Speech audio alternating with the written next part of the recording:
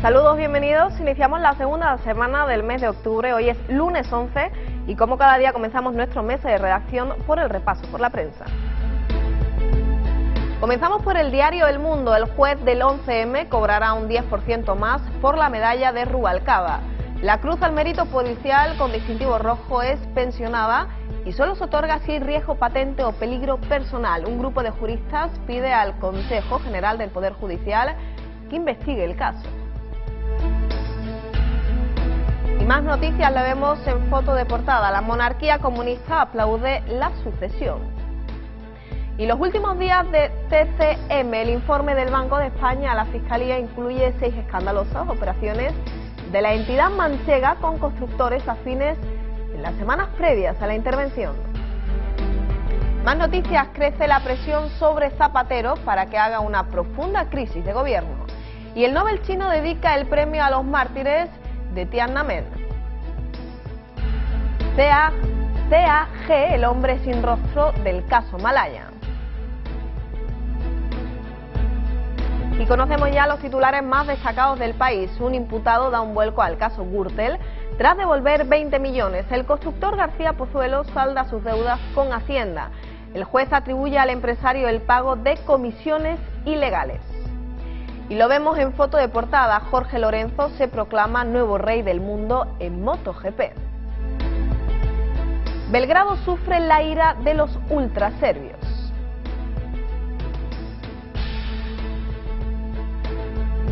Y en España crecerá más que Francia o Alemania a partir de 2013. El Fondo Monetario Internacional prevé estos datos. Y Pekín mantiene arrestada en casa a la esposa del Nobel de la Paz. Además, Irán expulsa al corresponsal del país, Ángeles Espinosa.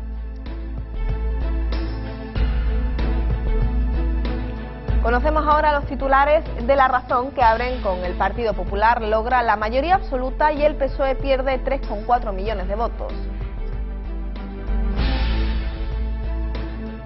Lo vemos en foto de portada. España a la máxima potencia. Jorge Lorenzo, campeón del MotoGP, y Toni Elías de Moto2 a 3 pruebas del final. Además, otro año más, el desfile de la fiesta nacional estará marcado por la polémica. El próximo miércoles será el día D para el rescate de los 33 mineros chilenos. Y además el obispo de Córdoba reclama que la catedral de la ciudad no se denomine mezquita.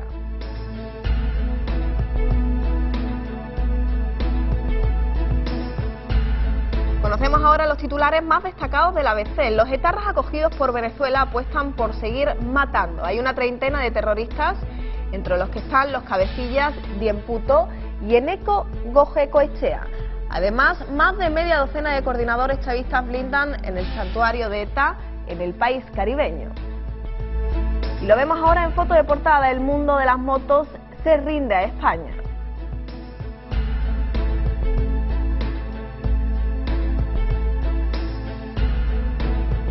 Iberdrola denuncia a España ante la CE por la enmienda del ladrillo. Estas y más noticias en tan solo unos momentos. Conocemos ahora los titulares de la jornada.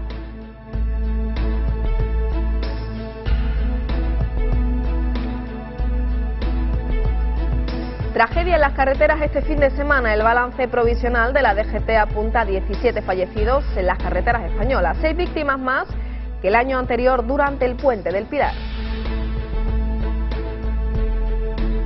El mal tiempo ha podido ser un agravante de este aumento de accidentes de tráfico. En Cataluña las lluvias han sido protagonistas.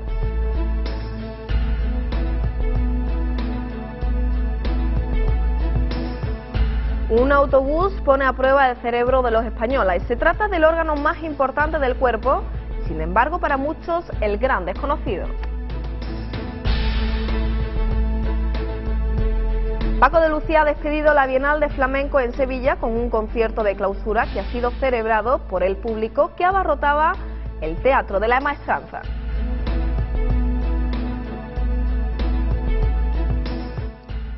Primer balance provisional de la Dirección General de Tráfico en este puente. Un total de 17 personas han fallecido en las carreteras españolas en algunos de los 13 accidentes mortales ocurridos durante el fin de semana. Estos accidentes mortales registrados entre las 15 horas del viernes a las 20 horas del domingo dejaron también 13 personas heridas, de las que 9 fueron de carácter grave y 4 leves. El día más trágico en cuanto a víctimas mortales fue el sábado, cuando se registró un total de 7 víctimas mortales. Además, 5 personas resultaron heridas de gravedad y otras 2 de carácter leve durante esta jornada. La operación Vuelve a Casa, culminada con el miércoles a las 15 horas. Y el mal tiempo ha sido uno de los agravantes de la siniestralidad en las carreteras este fin de semana. Precisamente los bomberos de la Generalitat han tenido que realizar hasta 222 salidas a causa de pequeños incidentes relacionados con el intenso episodio de lluvias que afecta a Cataluña. Las fuertes lluvias caídas durante la noche han complicado el mapa barcelonés. Accesos cortados por desprendimientos, bajos y carreteras inundados han sido la tónica dominante en las últimas horas, lo que ha obligado a los bomberos de la Generalitat a realizar más de 220 salidas, alguna de ellas por pequeños incidentes. Caudales como los de este río, el Llobregat, ha crecido considerablemente y en carreteras como la C1414 en Esparraguera o esta, la BV 2002, a su paso por Sant Boi de Llobregat, es imposible circular en ambos sentidos. Las lluvias han complicado en las últimas horas también los accesos al monasterio de Montserrat, mientras un desprendimiento de tierra ha interceptado el Cremallera, reanudado a partir de las 11:15 de la mañana. En Sant Cugat del Vallès ha caído un muro de un jardín y en algunas localidades de Barcelona y Tarragona, así como en el túnel del Bruc, se ha visto afectado el suministro eléctrico. Las previsiones del Servicio Catalán de Meteorología indican que las lluvias se mantendrán hoy en el noroeste. A partir del lunes se desplazarán hacia el sur y perderán intensidad el martes.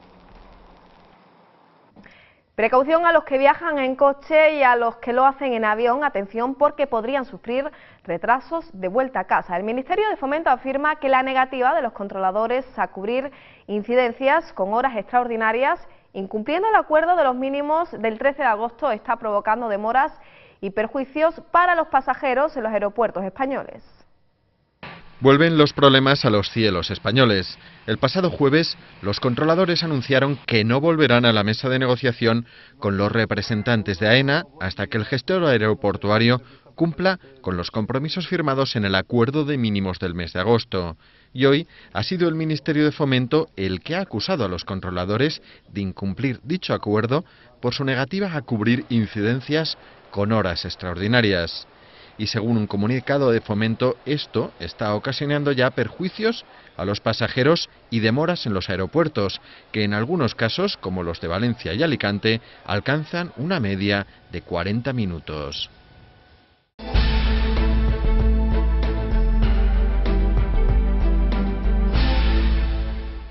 Y la EPOC podría convertirse en la tercera causa de muerte en 2020. Se trata de una enfermedad pulmonar obstructiva crónica y en España ya la padecen 2.100.000 personas.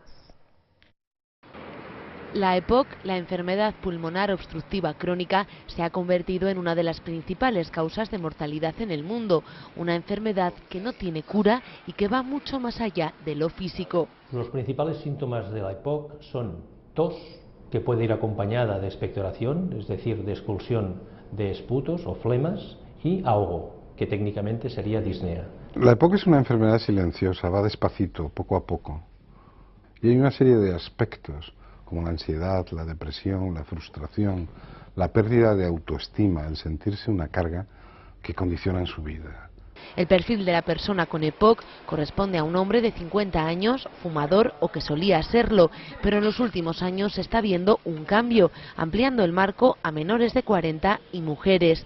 Afecta a unos 210 millones de personas, 2.100.000 en España, y las cifras de mortalidad son alarmantes. Sin embargo, si le digo, 18.000 personas mueren por EPOC en España cada año. Esto quiere decir 49 al día, o 2 por hora. En el mundo se estima que alrededor de 3 millones de personas mueren de EPOC en el mundo al año.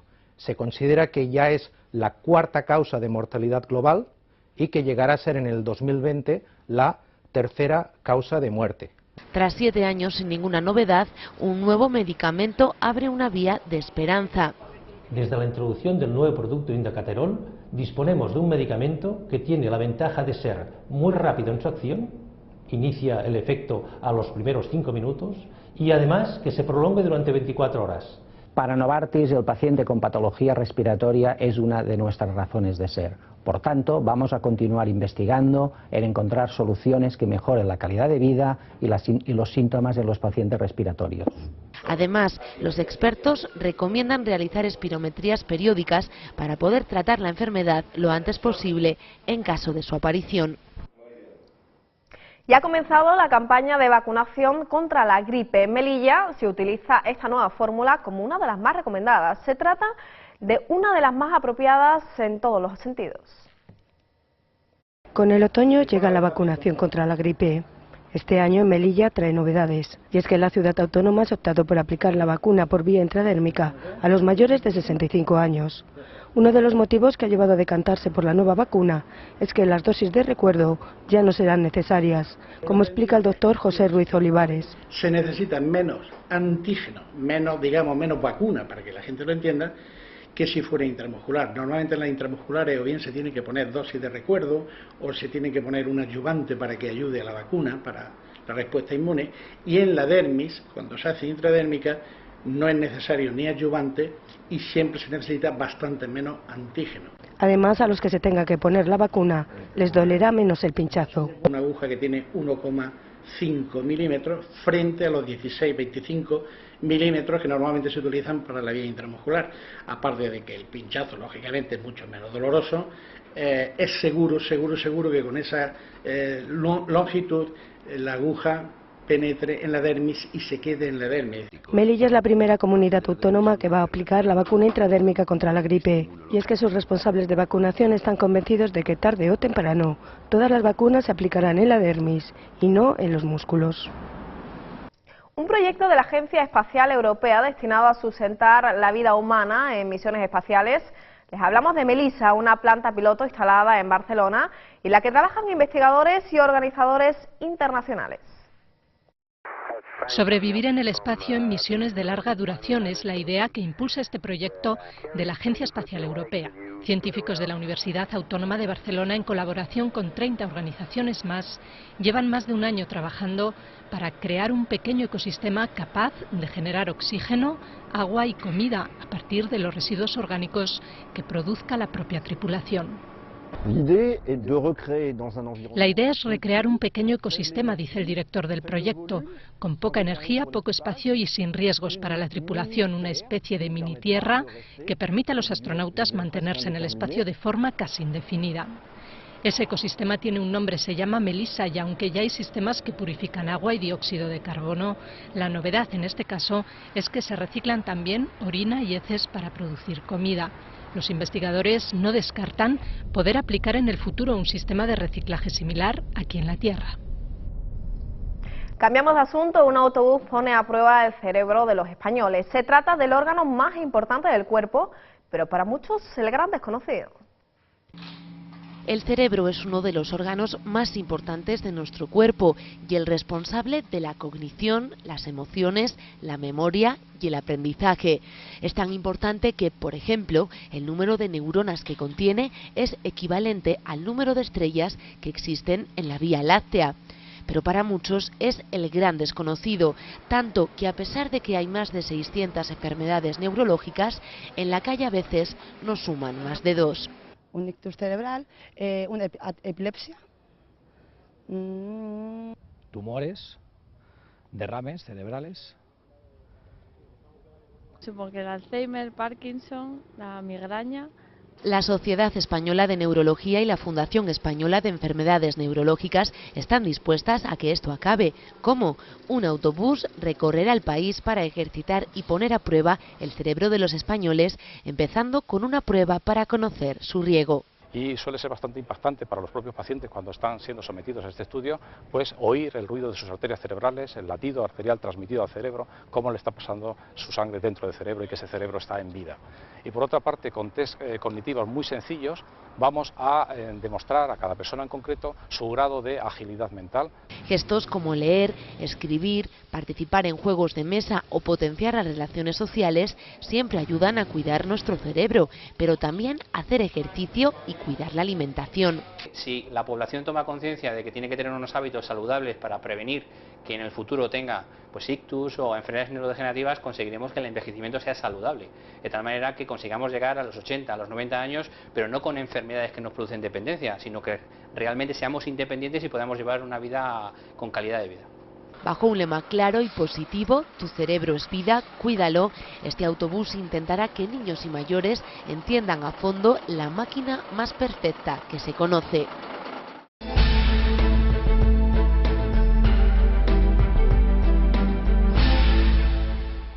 Se acerca el día para que los mineros de San José puedan salir de la mina. En el campamento la esperanza y la ilusión se mezclan con los nervios por ver a sus familiares. El rescate se producirá uno a uno y se prevé que finalice por completo el próximo viernes.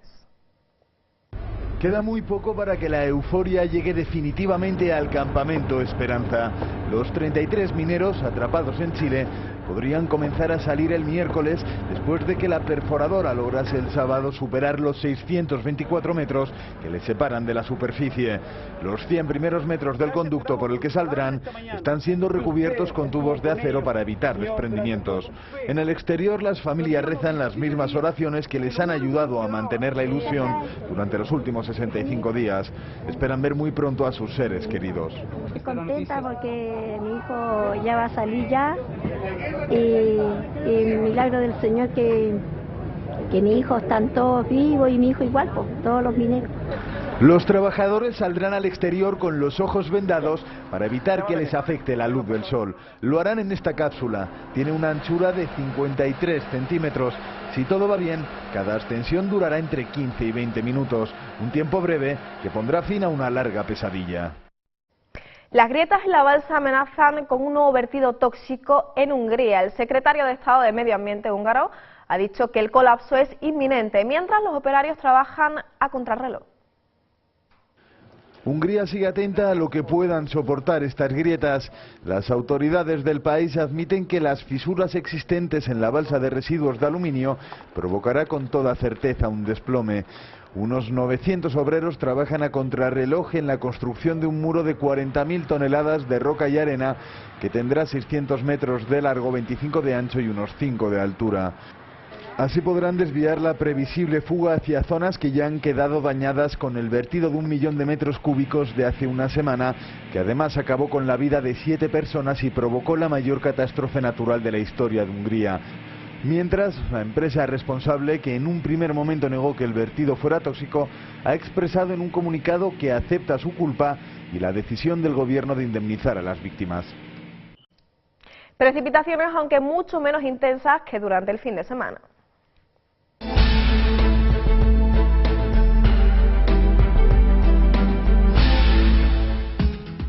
En Cataluña, Comunidad Valenciana, nordeste de Aragón, Baleares, Melilla, chubascos débiles a moderados, ocasionalmente acompañados de tormenta que podrán ser localmente fuertes.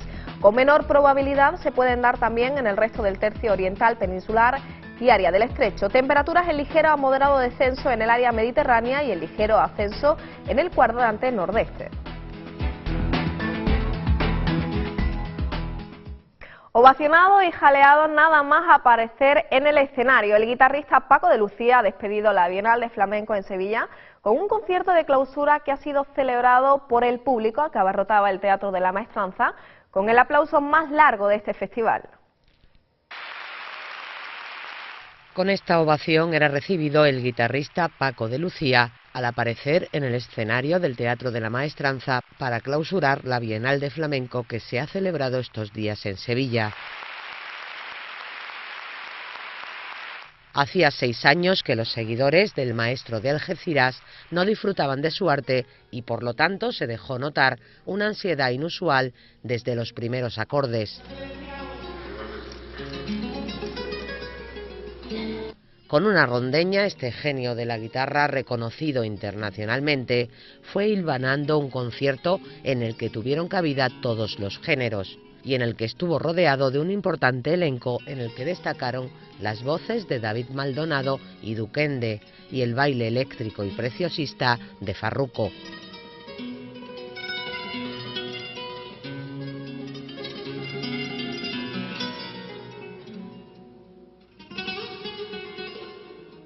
Tras 2 horas de actuación, el público pareció no sentirse saciado. Palmas a compás y gritos encendidos hicieron claudicar al genio, que volvió para despedirse con Entre dos aguas, uno de sus temas más conocidos.